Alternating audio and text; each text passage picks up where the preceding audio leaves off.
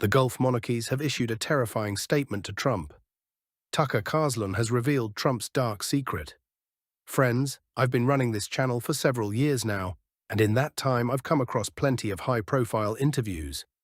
But what Tucker Carlson published on the 20th of February this year, I watched 3 times, because I did not expect this level of candor from a sitting American ambassador.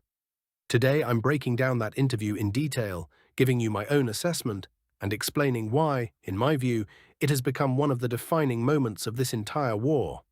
Keep 2 questions in mind until the end. First, did Ambassador Huckabee say what he said by accident, or was it a deliberate slip? Second, why did Trump effectively cut Carlson out of his inner circle immediately after this interview dropped?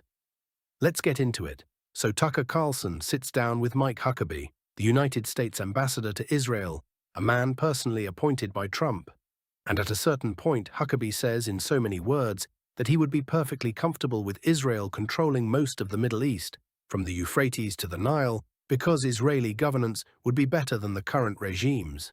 I stopped the recording, because this is not a slip from a tired diplomat, and it is not a figure of speech.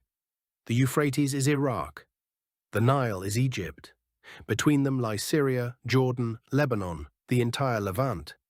The United States ambassador just publicly sketched a map on which sovereign Arab states do not exist, and he did it in an interview that Carlson released unedited to his entire audience.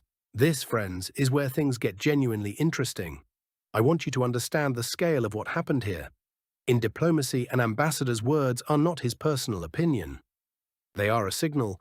Ambassadors do not improvise on camera about questions like this.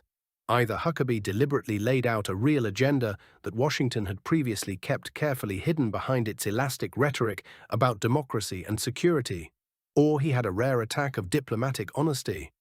Either way, the cat is out of the bag. And the Arab world heard it immediately. Write in the comments, do you think this was accidental or a deliberate signal? The reaction came swiftly, and I'll be honest, it was broader than I expected. 15 states issued formal diplomatic protests simultaneously. Saudi Arabia, Egypt, Jordan, the UAE, Qatar, Kuwait, Oman, Bahrain, Lebanon, Syria, Pakistan, Turkey, Indonesia, and Palestine. 15 countries, at once, in a coordinated fashion. That is the crucial point. This is not spontaneous outrage the next morning. This is an organized diplomatic rebuke, and it comes at precisely the moment when the American operation is acutely dependent on the support of these very countries. Logistics, airspace access, intelligence sharing, political cover. The Gulf monarchies are effectively telling Trump, your ambassador confirmed our worst fears. We need explanations, or we start calculating alternatives. In my view, this is exactly the terrible secret Carlson was pointing at. Not the war itself, but the fact that the Allies have now learned what its real objectives are. Now let's look at the military picture on day 14. When all of this began, there was a version circulating in expert circles. A few days of precision airstrikes would create enough psychological pressure for Tehran to seek negotiations. I had doubts about that logic from the start. Iran is not Iraq in 2003, not Libya, not Afghanistan. This is a country of 70 million people, with a deeply layered air defense system and missile stockpiles numbering in the thousands. What do we see on day 14? Iranian society, contrary to Washington's expectations, has rallied. The military is holding. Coalition losses are mounting. And this is no longer just rumor, but a fact indirectly confirmed by the American side itself through information embargoes and carefully chosen language in official statements. A number of serious analysts are now drawing comparisons to Vietnam and Afghanistan. I understand why. Those were wars that began with confidence in a quick victory and ended with a complete strategic rethink against a backdrop of losses that society could no longer absorb. And this is exactly where Carlson comes back to the center of the picture. He published this interview in February, before the war started. He openly called what is happening a senseless slaughter and demanded it be stopped. Millions of Americans, and I've been watching the reaction across American social media, agree with him. There is no reason to send soldiers to die tens of thousands of kilometers from their own borders for objectives that Ambassador Huckabee articulated with a candor bordering on cynicism. After the interview dropped, Trump effectively pushed Carlson to the margins of MAGA. I read that as an admission. The interview hit a nerve. Carlson didn't break the rules.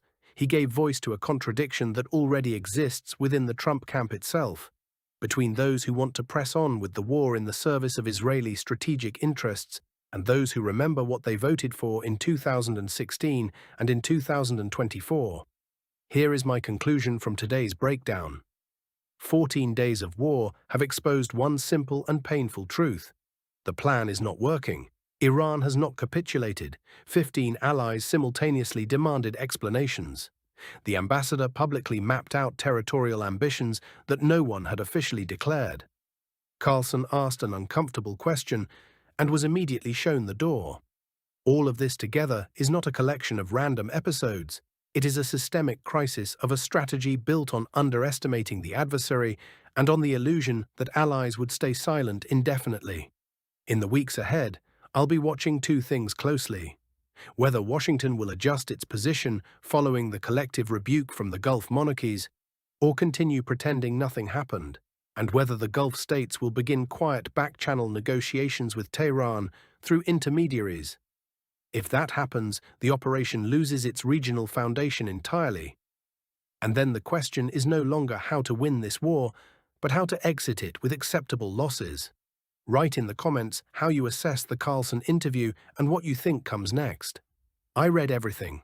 See you in the next episode.